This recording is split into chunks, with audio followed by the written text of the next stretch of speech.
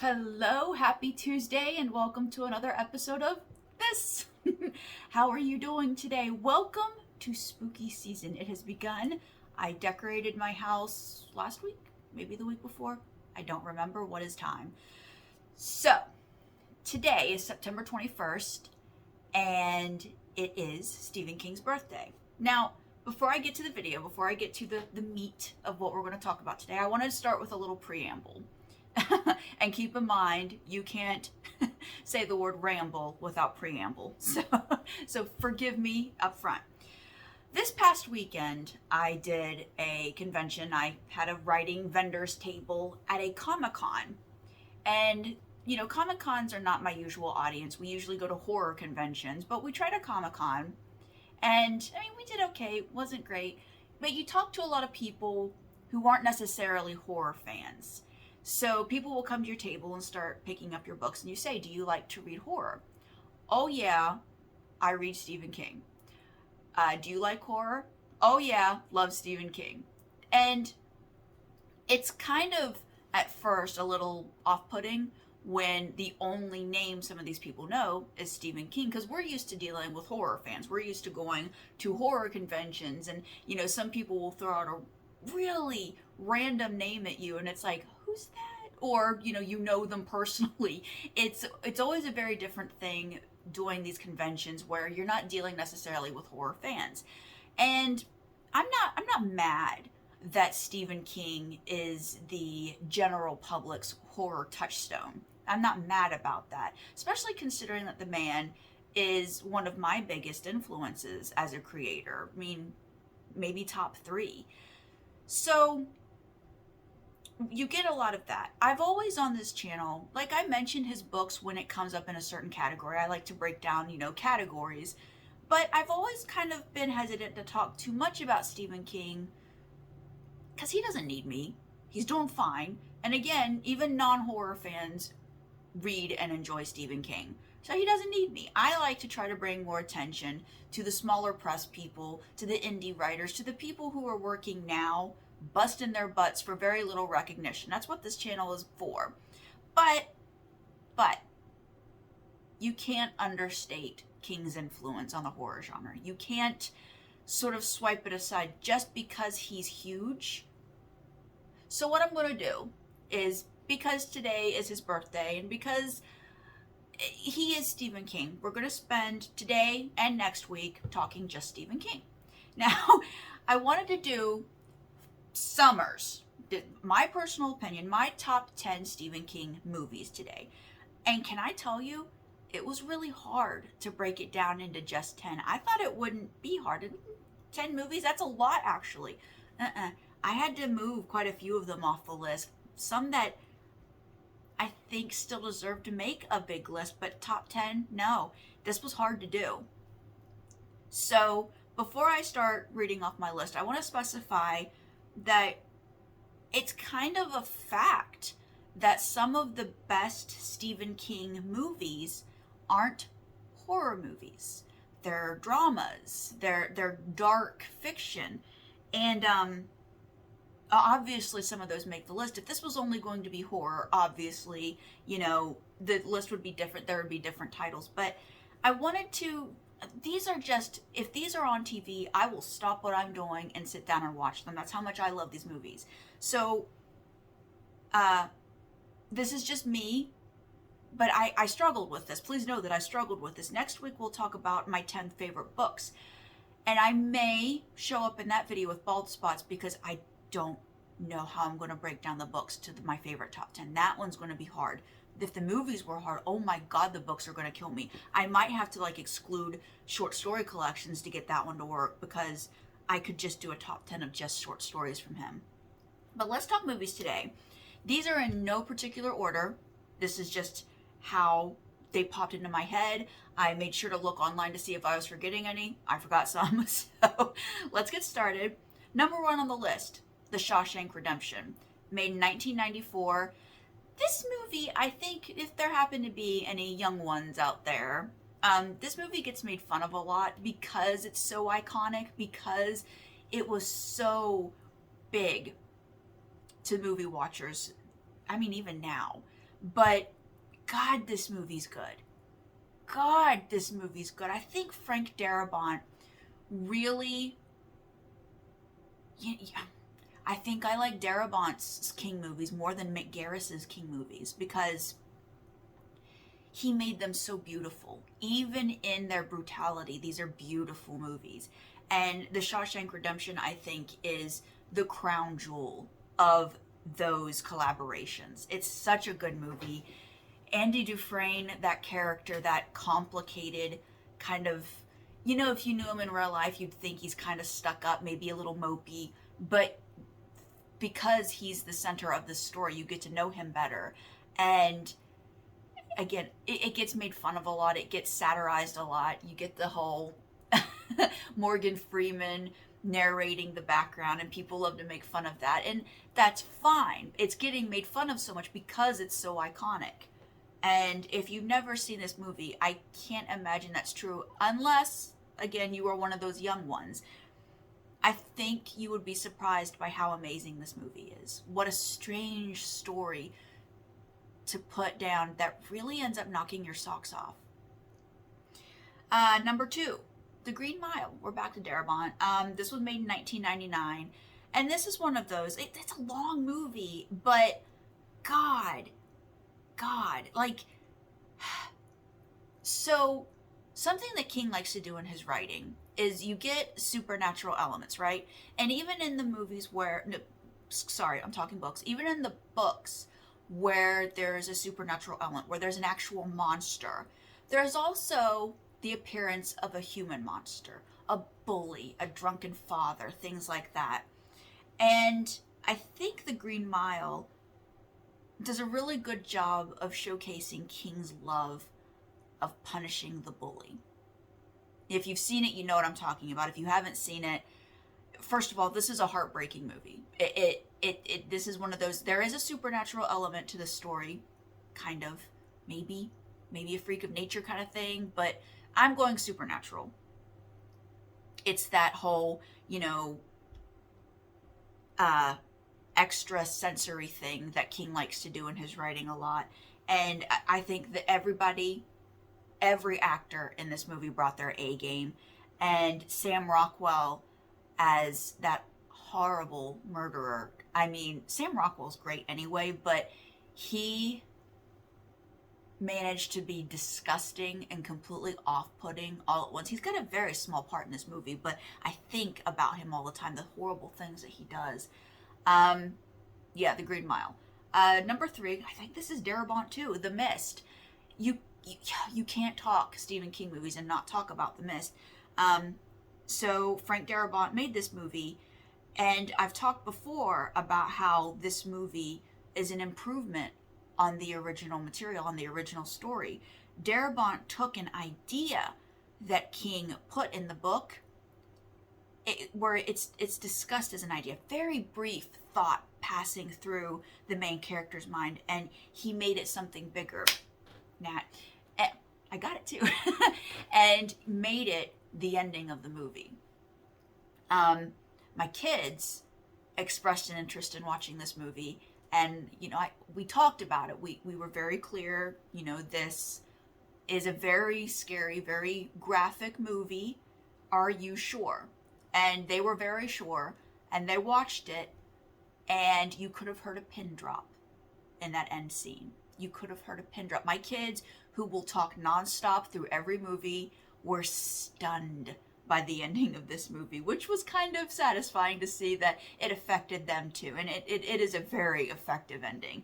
And the whole movie is great. The monsters are great. The way the people interact in the grocery store is great. It's just really good storytelling. And, just because the source material is good storytelling, it doesn't always transfer to being good storytelling in a visual medium. But this one is very good. All right, Pet Sematary, the 1989 one. We won't talk about the other one. We're just not going to talk about it. But the 1989 one, this one's just kind of, it's just one of those iconic Stephen King movies. The book is probably one of my favorite Stephen King books because there's a very almost out of character brutality from King in that book.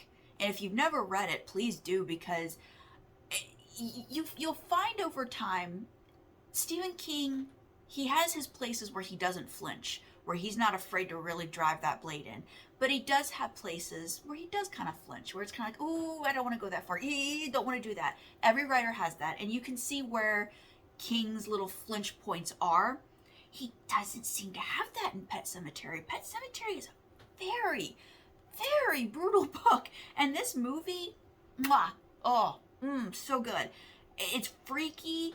It's, you know, when you have movies that feature prominent child characters, it can get a little over the top because child actors sometimes, they don't know. They don't understand certain nuances. They're going to go out there and ham it up because, of course, they're children.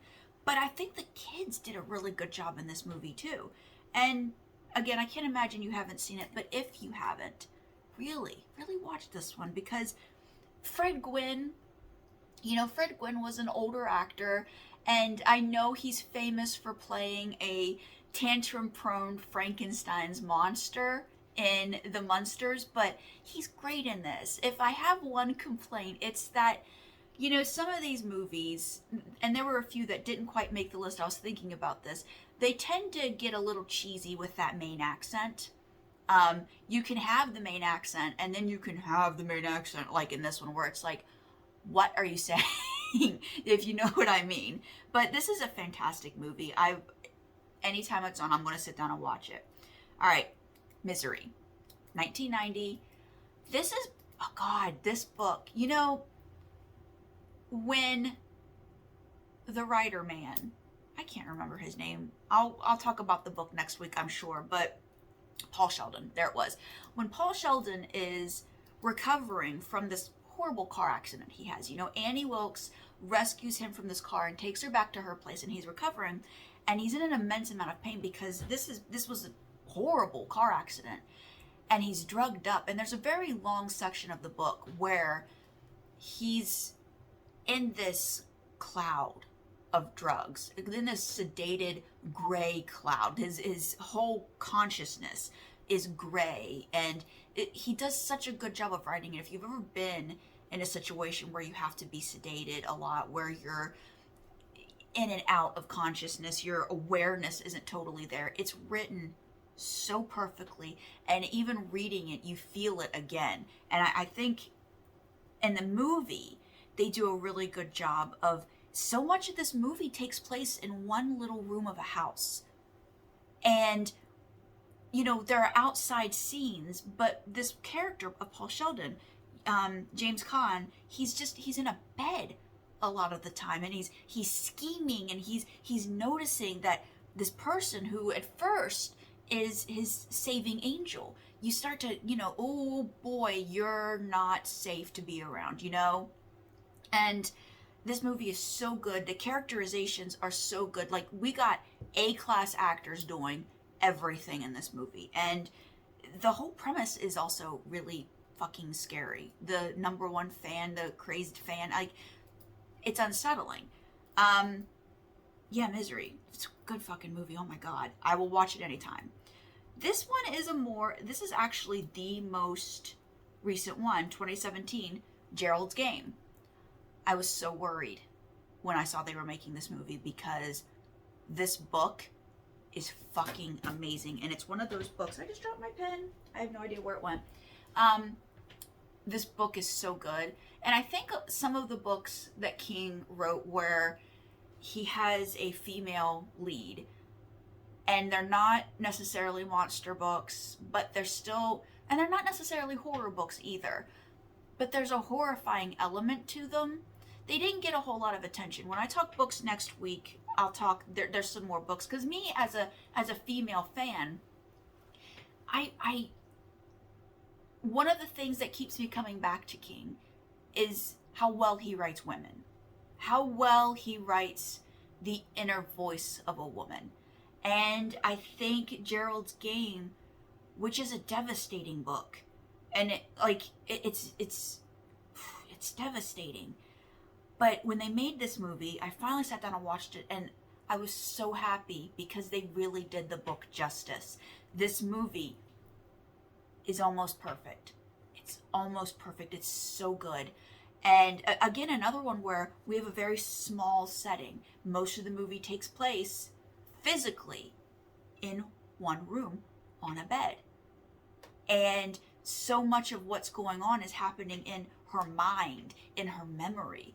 And oh God, it's so good. Also, I want to bring up, I'll talk about this next week with the books. I'm going to talk about the movie Dolores Claiborne here in a minute.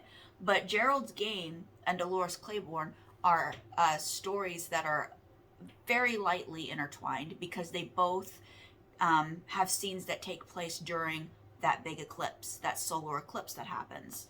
And I don't do it in the movies, I don't think. They might have done it in the Gerald's Game movie. I can't remember. They definitely didn't do it in the Dolores Claiborne movie. But in the books, there is a moment where the two main characters kind of see each other. There's something big happening to both of these main characters at the same time, and they have like this weird vision of each other. And it's kind of a neat, hey, you see these two are they're connected.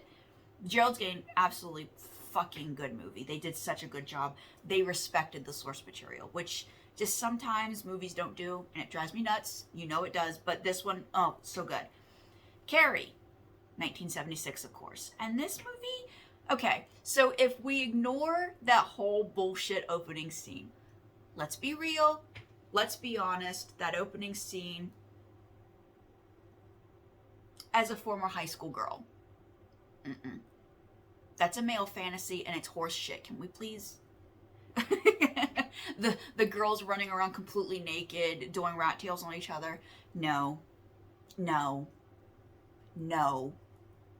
But, after that whole slow motion, girls bouncing up and down shit, seeing Carrie in the shower and getting her first period, this was his first book, and he wrote with such sensitivity. And, unless you had an older sister or really, kind of openly communications-wise mom, your first period is scary because there's going to be blood, but then it happens, even to those you know it's going to happen. You don't expect there's going to be that much. It's scary. So a girl who has no idea that this is going to happen because of her crazy religious mother, that would be terrifying. And it is terrifying. And she overreacts and the other girls make fun of her. So what makes this movie great is, first of all, just the whole feel of it. There's a very morose, dark feel to the whole thing. Carrie's life sucks, and they do a really good job of showcasing that. And I think Piper Laurie, as, was it Margaret White? Was her name Margaret? I can't remember. She played that character like she thought Carrie was going to be a comedy. So instead of being kind of quietly menacing, she's really over the top. She's playing that at a 10, and it works. Because she's supposed to be crazy and really unhinged, and because she's doing it over the top, she's going big, it works. And I think this movie is so good. Again, it's one I will sit down every time I watch it because, in Fine King Manor, we've got the bully. It's a female bully, and she sucks. She's such a bitch, and she's such a bitch in the book. Holy shit, this movie's so good. Everybody knows about the prom queen sitting up on stage and getting pig's blood dumped on her. It's become iconic. And, we should all be so lucky to write something that is just, it's an instant visual recognition thing, And I just love the movie, Carrie. Now, okay, this next movie, it had to make the list just because I love it, but it kind of lives now in a category of bad King movies. Except I love it. So it's on the list. Maximum Overdrive, 1986. And I love it because it's cheesy, because it's trying too hard, because it's kind of full of itself, and it's got this kind of unrewarded ego to it. And for some odd reason, it works. This is a movie I will sit and watch anytime it's on. They used to play it all the time, 5 times over the summer on TBS and TNT when I was a kid. And I've seen this movie 100 times. I'm probably not exaggerating. I'm not kidding. I love this movie. I love the music. I love the very, in their category characters, And it's just, there's so many screeching women, there are so many stupid bumbling men, and the way some of these, there's a guy in the beginning who had like, oh, he was listening to a Walkman and he had the headphones on, and that somehow kills him. Don't know how, but okay. It's just, it's funny. The whole thing is really funny. The premise is interesting, you know? And if they, I just feel like they went, let's have fun with this. And they did. And there's something about horror that's delivered with a smirk like that I fucking adore. This was my whole childhood. All the scary movies were delivered like this. There wasn't high-minded horror that wanted to make you think and give you endings that made no fucking sense and then tell you, oh, it's because you're too stupid to get it. No, they were fun. And this is what I loved about this movie, because it's fun. Are you kidding me? I understand if you hate it. I really do. Like, you're not going to make me mad if you be like, that movie sucks. Because it does. But I love it. Next, 1996, Thinner.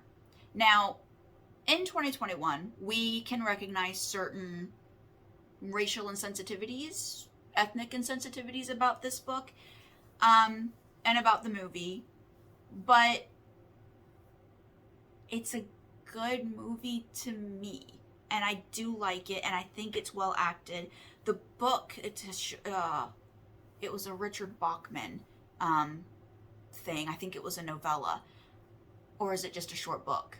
Richard Bachman, that's how he wrote it when it first came out, and it's insanely good. The story itself is insanely good, and actually more brutal than the movie. As brutal as the movie is, the book is way more so.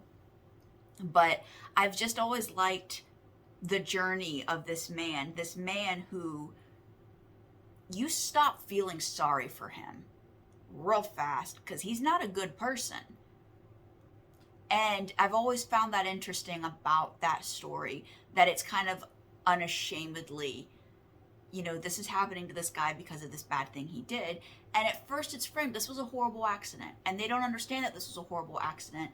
And he used his connections to, you know, avoid jail time and to blame it on the victim, which, you know, red flag, first clue that this guy is a bad guy.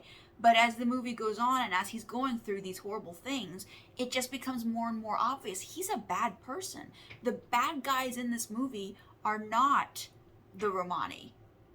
It's him. He's the bad guy. He's a bad person. Look what he does at the end. He's a bad person. But I like the movie.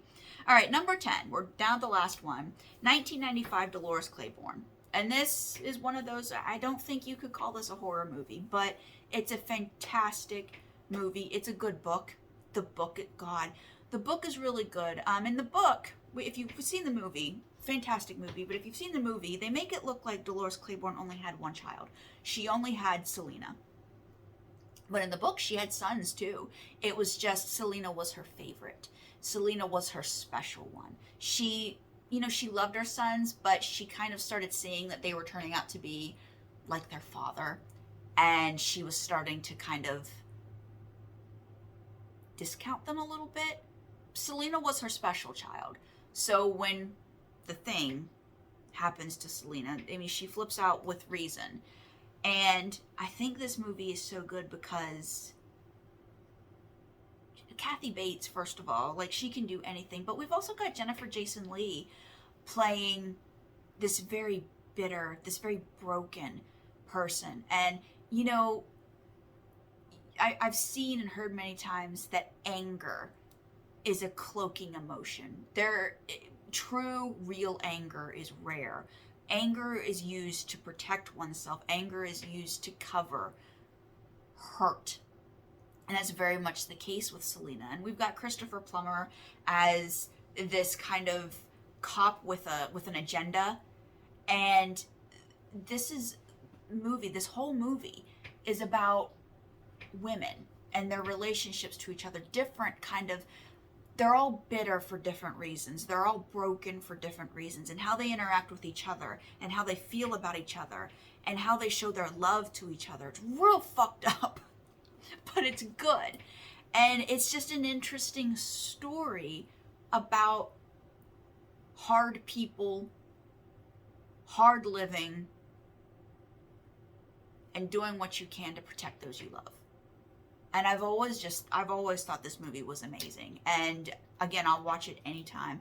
The character of Vera Donovan as that nose in the air, imperious bitch who actually turns out to be a co-conspirator, a close confidant. It's surprising, but that's kind of how women can be. You would be surprised how you can sit down and say anything to a fellow woman and she's just going to nod at you. But it's not universal. You know, you got your blabbermouth too. But that's my top 10. And again, this was hard. Like there are a few movies crossed out here because I was like, no, I should put this one on. I could probably rate all of them. I don't think I've seen all of them. Okay, so you know, I haven't seen Dr. Sleep yet. And everybody's telling me, you gotta watch Dr. Sleep. I really liked the book, so I'm interested in watching it. I just haven't gotten around to it yet.